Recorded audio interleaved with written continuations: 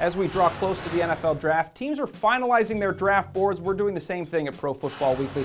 Our draft value board at ProFootballWeekly.com has all the different players and where we think they're going to go, along with different traits and characteristics next to each guy. Nolan, there's a bunch of them on there, but what do you think is most important?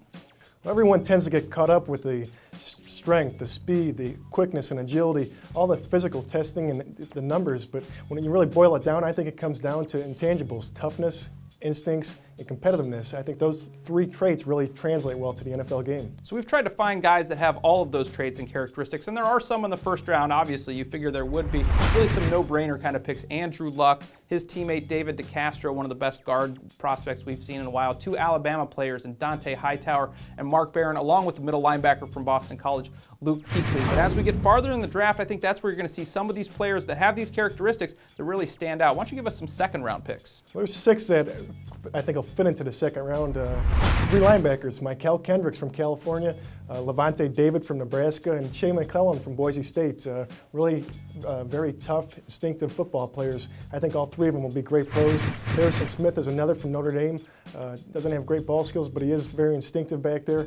Doug Martin from Boise State and Jeff Allen from Illinois. I think all six of them will be very good NFL players. I think where these traits really stand out is as you get farther down in the draft, if you can pick out guys that have these traits, you can find some real sleepers. You've got some all the way through the rest of the draft. Why don't you give us their names? Well, Rutgers wide receiver Mohamed Sanu at the Combine ran in the 4.7s, but you look at him on tape, he's very physical, very tough, very strong inside the numbers. I think he's going to be a very good one. Miami linebacker Sean Spence is one in the 4th round, who I think doesn't have legitimate size that you want in a linebacker, not great speed, but he's very instinctive, very tough. Another one that will be a very good NFL player. In the 5th, I think we got Red Ellison from USC, could be a very good NFL player.